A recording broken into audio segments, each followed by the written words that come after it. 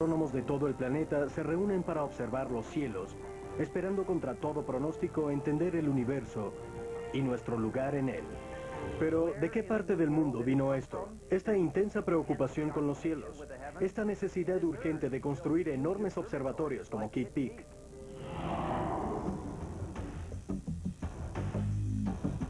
La respuesta, la antigua Mesoamérica. Hola, soy Michael Guillén y durante la siguiente hora voy a llevarlos a las selvas de Centroamérica, el hogar de los indios mayas, un pueblo con tanta fijación con los cielos que esto dominaba completamente sus vidas aquí en la Tierra.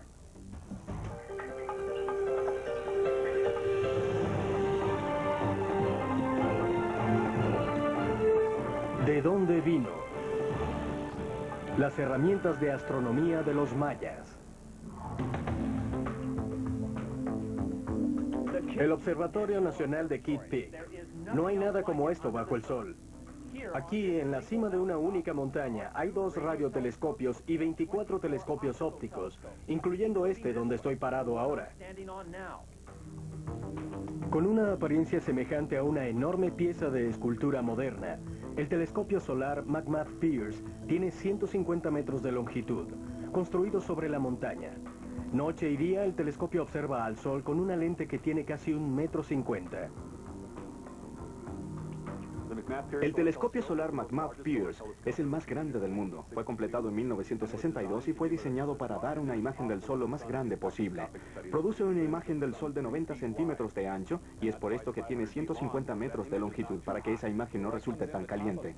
La luz entra por la parte superior del telescopio y luego se refleja en un espejo que está en la parte inferior de este largo tubo. Unos 2/3 de este telescopio están bajo tierra.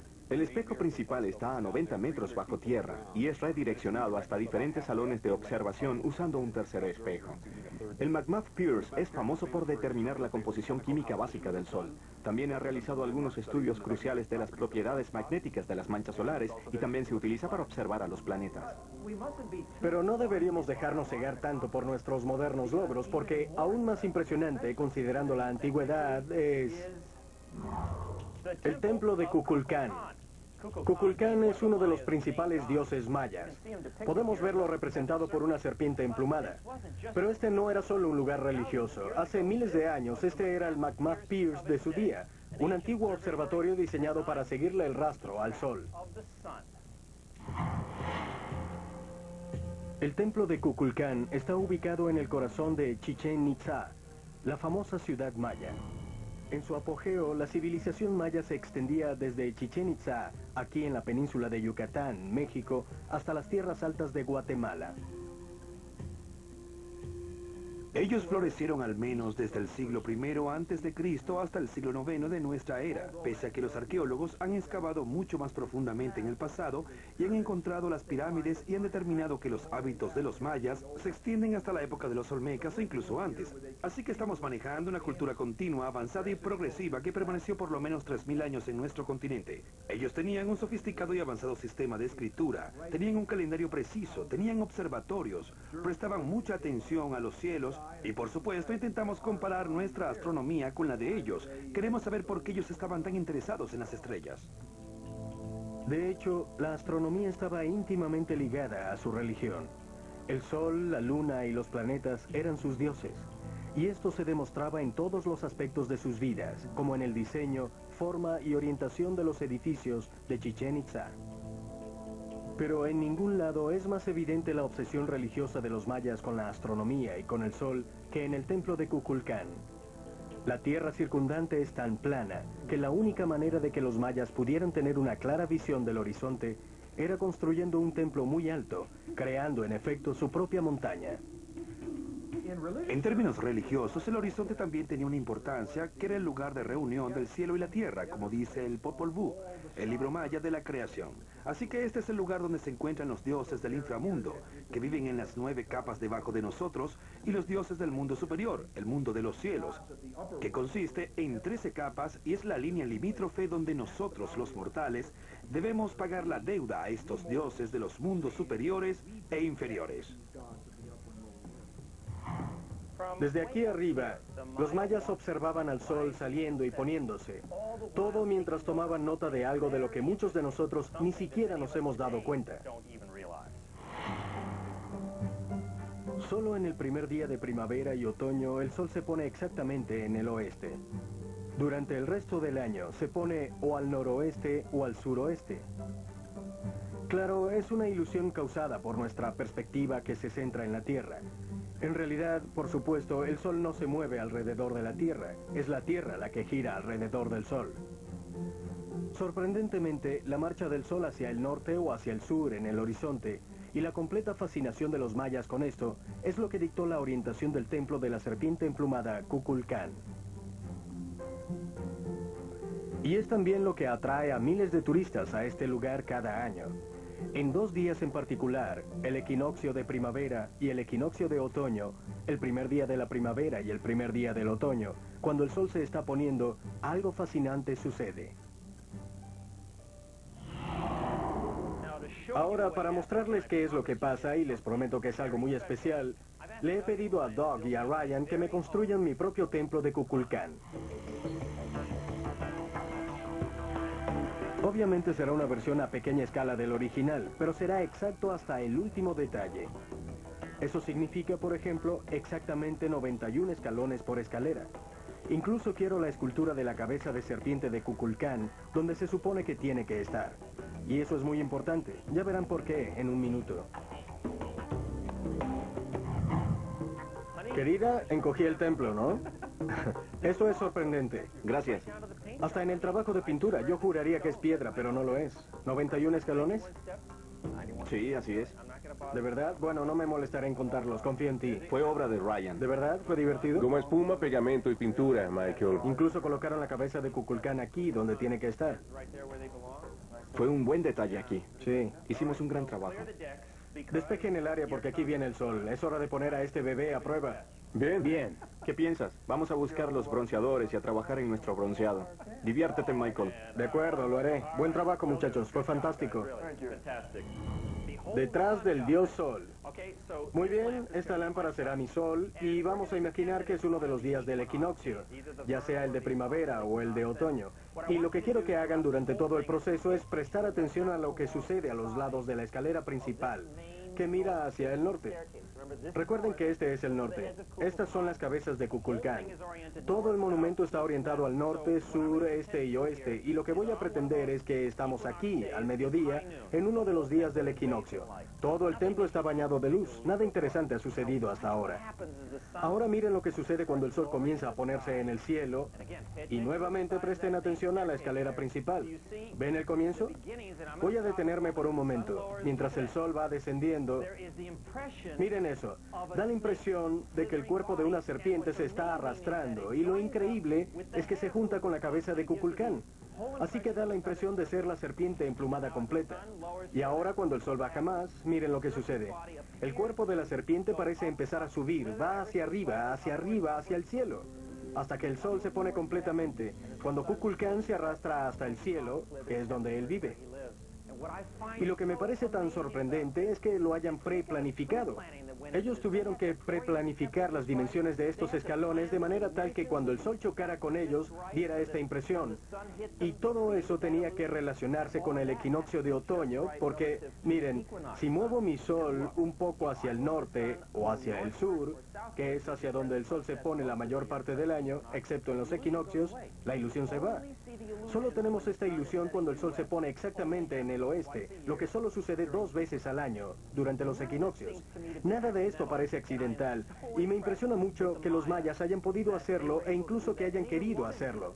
Es una increíble combinación de arte y ciencia.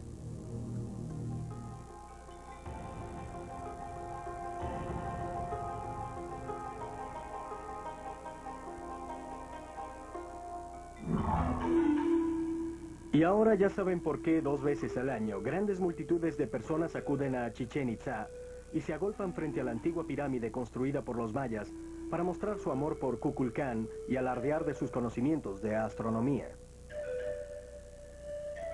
¿Construyeron los mayas este edificio deliberadamente? ¿O quizás lo descubrieron después de construir el edificio y resulta que todo fue una coincidencia? ¿O es todo esto una fantasía de la imaginación moderna? Bueno, yo solía creer en lo último, pero mientras más me fijaba, mientras más veía las cosas suceder, más creía lo primero, que quizás todo lo arreglaron deliberadamente. Para comenzar, hay algunos números astronómicos y de calendario que sugieren que ellos practicaban algo de astronomía, y cuando medimos, nos dimos cuenta de que estaba orientado de manera distinta en relación a otros edificios. Este edificio había que alinearlo de esta manera para hacer que la serpiente descendiera durante el equinoccio. Para los mayas, este templo era simplemente un calentamiento. El genio astronómico y arquitectónico que les permitió crear esto, les permitió mucho más que simplemente seguir el rastro del sol. Observatorio Nacional Kitt Peak, todo está patas arriba. Literalmente, telescopios de todas las descripciones, 16 en total, apuntan hacia arriba mirando las galaxias, estrellas, planetas, lunas, asteroides, cometas y pare de contar. En Kitt Peak trabajamos con las herramientas de astronomía que conocemos, desde estudios nocturnos hasta diurnos del Sol. Observamos las galaxias, las estrellas, buscamos otros planetas, miramos a los cometas. Durante el día vemos las manchas solares y sus campos magnéticos. Pero mucho antes de estos telescopios existía este antiguo observatorio, el Caracol. En todo Chichén Itzá es absolutamente mi estructura favorita. Me encanta su forma y me sorprende cuánto se asemeja a un observatorio moderno. Se cree que en el siglo IX los mayas utilizaron esta estructura para observar e incluso adorar al planeta Venus. Venus era importante para los mayas.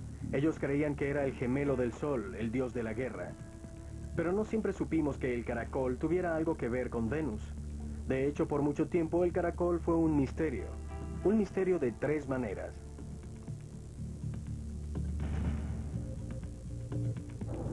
Misterio número 1. Los lados de la base del caracol no se orientan hacia los 4 puntos cardinales, norte, sur, este y oeste. En lugar de eso, están rotados en 27 grados y medio. ¿Por qué? Misterio número 2. El caracol es redondo. Es la estructura redonda más grande de todo Chichén Itzá. ¿Por qué? Y finalmente, misterio número 3. Las esquinas de la base superior del caracol no son cuadradas, sino que son un poco sesgadas. ¿Por qué?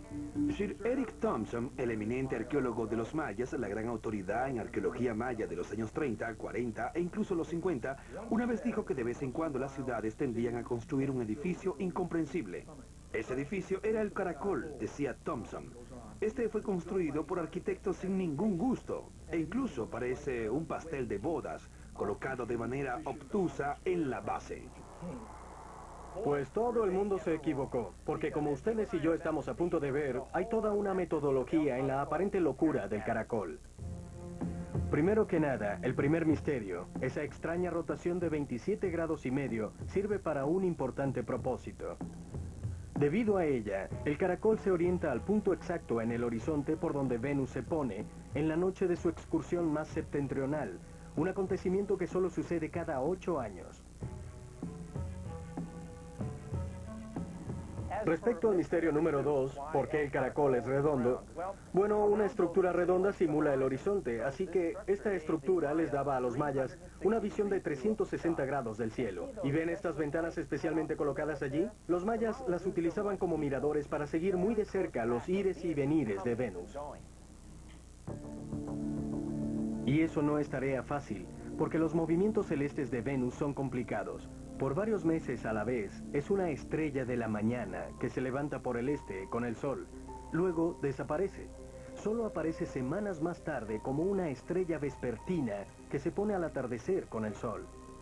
Eso es suficiente para volver loco a cualquiera, pero no a los mayas.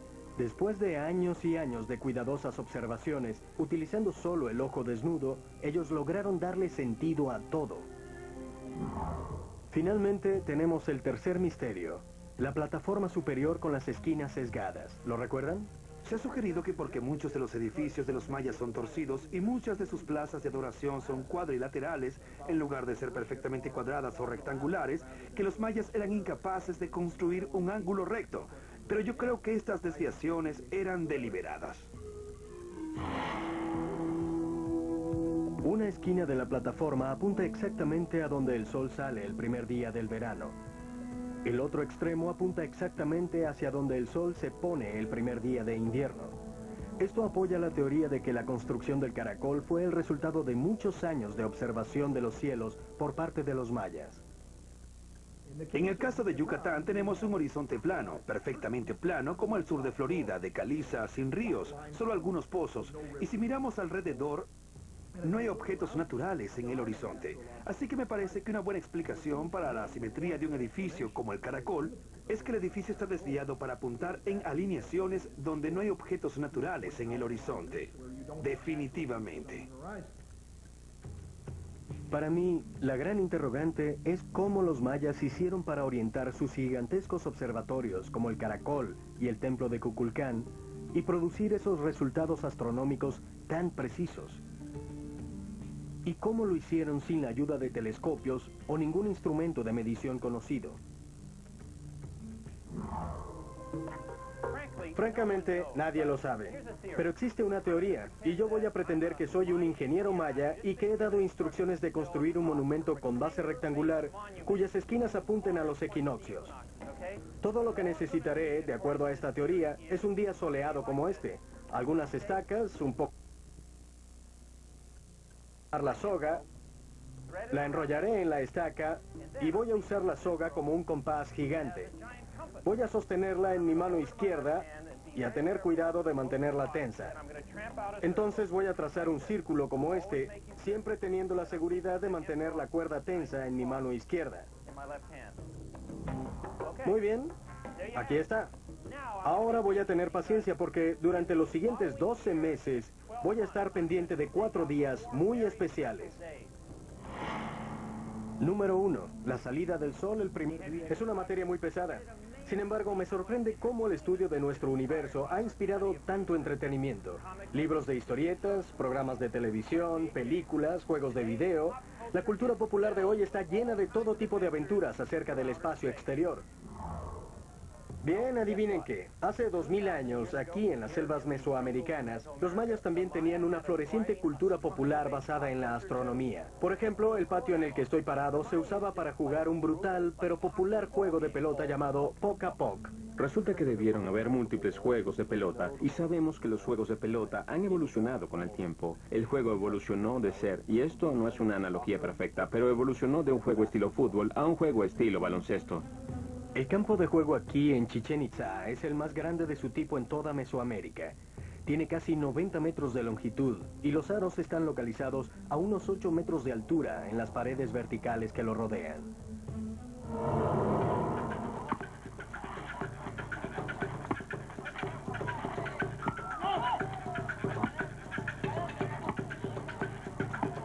Y lo que podemos decir es que los jugadores tenían que mantener la pelota en el aire usando solo sus caderas, traseros, rodillas y codos.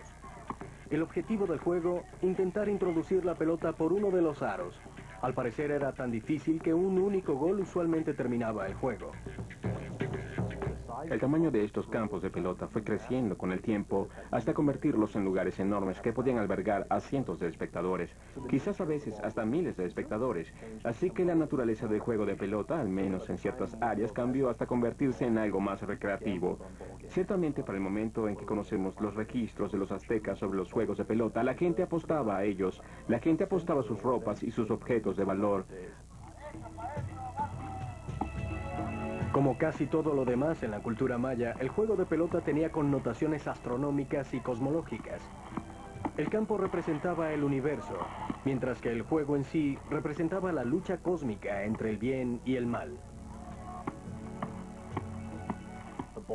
La pelota se veía como un objeto celestial, quizás el sol o la luna puestos en juego, así que tenemos este componente cosmológico. También sabemos por el Popol Vuh, un importante libro maya del siglo XVII, que en el Ichet maya, las tierras altas, los héroes gemelos, figuras mitológicas de la cultura maya, jugaron un partido de pelota contra los dioses del inframundo, esencialmente para apropiarse de la tierra según triunfara la vida o la muerte. Y estos gemelos se convirtieron en el sol y la luna. Según todos los relatos, los jugadores morían por jugar este juego. Y lo digo literalmente. Hay evidencia de que el capitán del equipo perdedor usualmente era decapitado. Esto le da un significado totalmente nuevo al término deportivo muerte súbita.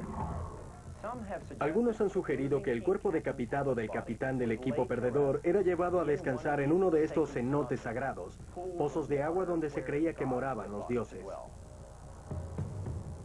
En los años 20, el arqueólogo Edward Thompson dragó este cenote en Chichén Itzá.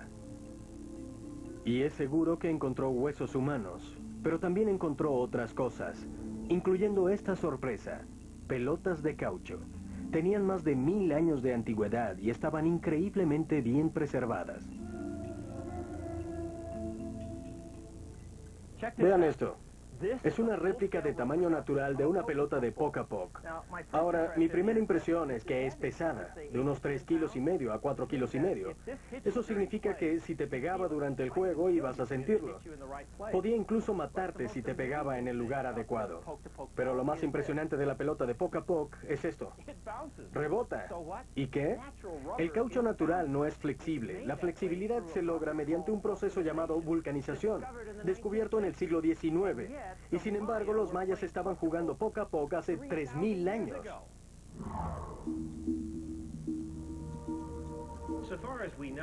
Hasta donde conocemos, los mayas fueron el primer pueblo en la historia en descubrir el uso del caucho en su forma original. Y aquí está, la savia del árbol de Castilla elástica, la que, como pueden observar, tiene la apariencia y la consistencia de un mocachino.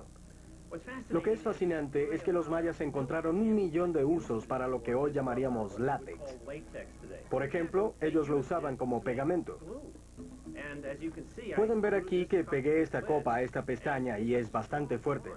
Solo apliqué un poco, pero se pegó fuertemente. Ahora bien, otra de las aplicaciones es bastante útil. Tomaban el caucho y lo extendían en una pieza de vestir como esta. Me imagino que lo que hacían era extenderlo con una especie de brocha para obtener una cobertura uniforme. Entonces lo ponían al sol hasta que se secaba y el resultado... Miren esto. Es un traje impermeable, como las capas de agua o impermeables que tenemos ahora. Aquí tengo un vaso de agua y voy a mostrarles. ¿Ven cómo se resbala? Ahora, otra aplicación, y una de mis favoritas, implicaba extraer la savia y colocarla en un envase como este. Esto debe ser suficiente. Luego, lo que los mayas hacían era, literalmente, sumergir los pies en esta sustancia. Muy bien, y hasta donde sabemos, se cubrían las plantas de los pies para crear una especie de protección impermeable para las plantas de sus pies. Esto viene a ser como un antepasado muy antiguo de las botas de hule. Y la aplicación más impresionante del caucho era para hacer las pelotas de Poc-a-Poc.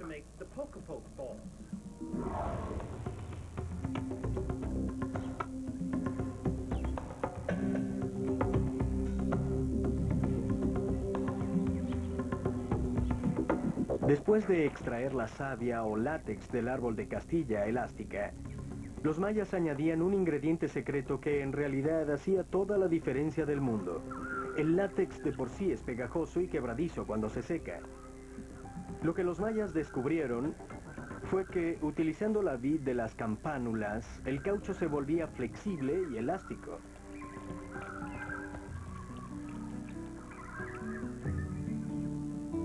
Intrigado por este antiguo fenómeno, el cineasta Roberto Rochín hizo analizar químicamente las pelotas de caucho de los mayas y descubrió que la adición del jugo de la campánula en realidad imitaba el proceso moderno de la vulcanización, un procedimiento que involucra la adición de azufre y calor al látex para aumentar su elasticidad.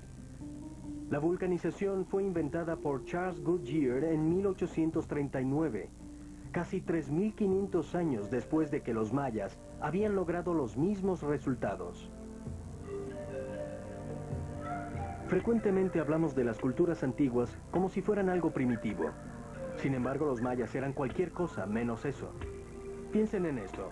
Incluso para sus juegos, se las arreglaron para imitar el caucho vulcanizado 3000 años antes de que el occidente industrializado lo hiciera. Los mayas también demostraron ser tan buenos con los calendarios diarios como con la astronomía. El hecho de que el templo de Kukulcán tenga exactamente 365 escalones no es casualidad.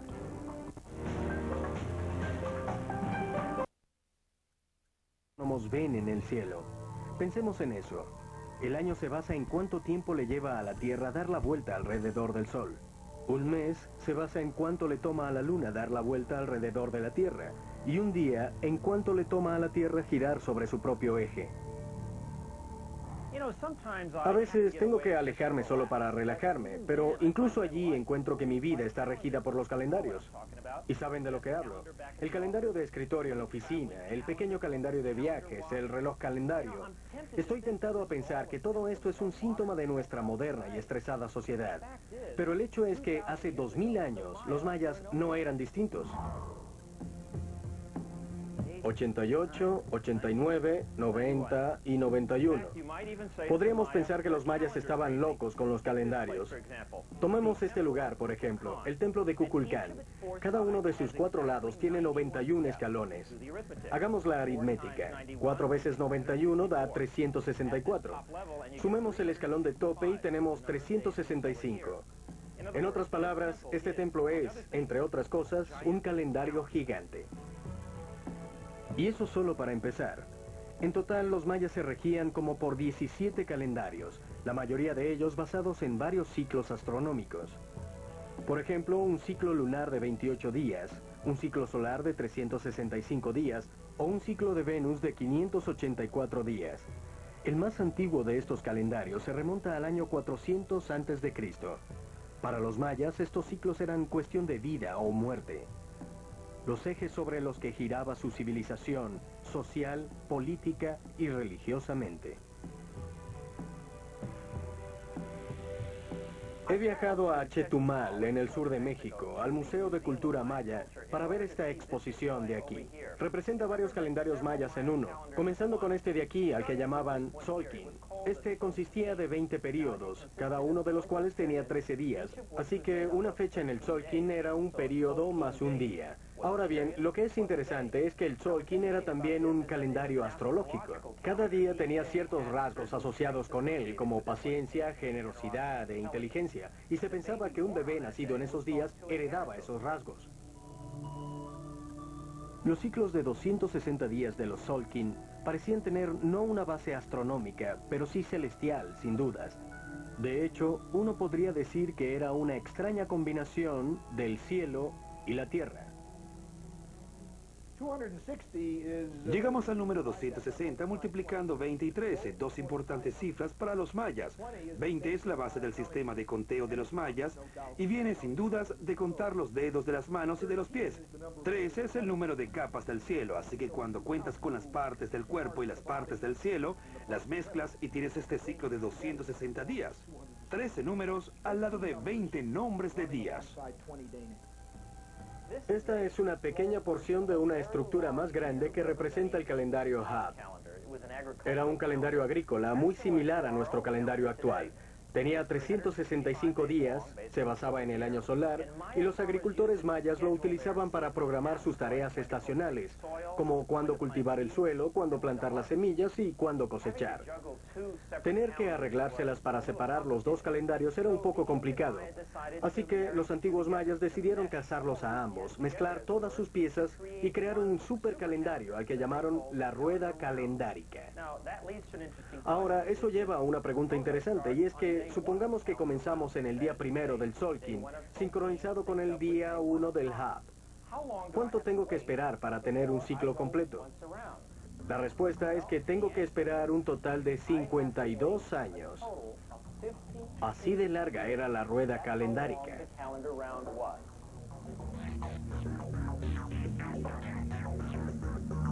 Y lo que es más, mientras hoy nosotros celebramos el fin de un ciclo calendárico, los mayas definitivamente no lo hacían.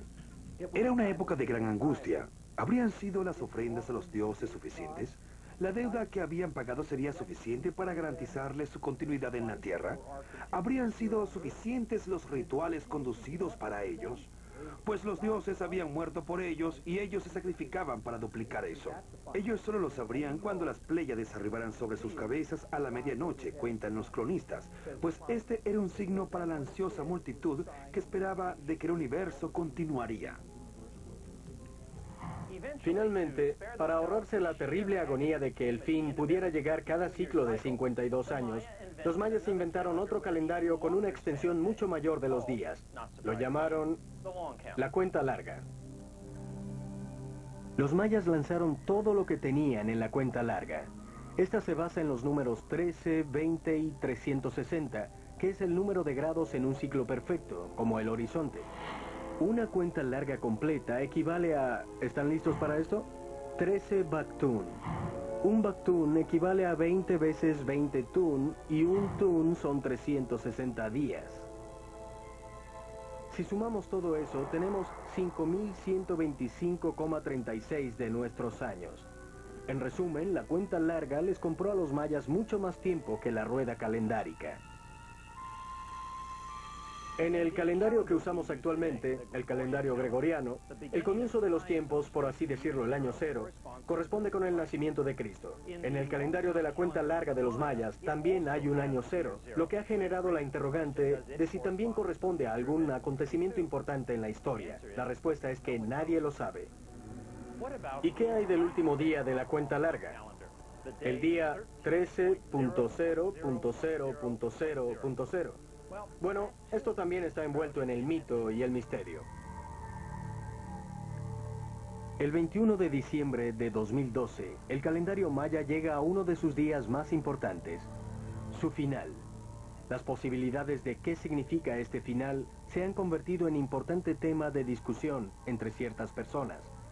¿Significa simplemente el fin del calendario o significa el fin de los días o incluso el fin de la humanidad? Así que esto se está acercando. Estamos cerca del fin de un ciclo. No creo que sea necesariamente una predicción de desgracia, creo que todos buscamos el final. Nos encantan los cataclismos en nuestra cultura. Hace no mucho tiempo hablé con un chamán maya en una conferencia, es decir, un guardián del calendario de los mayas, y le pregunté qué pasaría en ese periodo que falta para 2012, cuando el odómetro del tiempo y del destino se detengan. Y él me dijo que esperaba que fuera una época de paz para toda la humanidad. Y tengo que preguntarme si no hubo más chamanes mayas por ahí, incluso en el período posclásico, pensando ese tipo de cosas, en vez de pensar en las desgracias que están por suceder.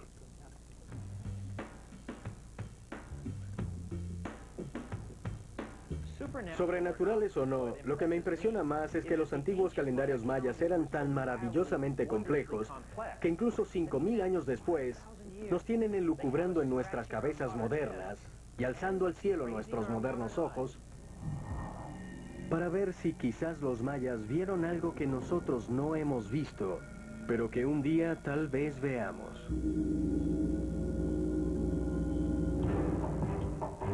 Los antiguos mayas también demostraron estar varios milenios adelantados a su tiempo en los asuntos concernientes al tiempo.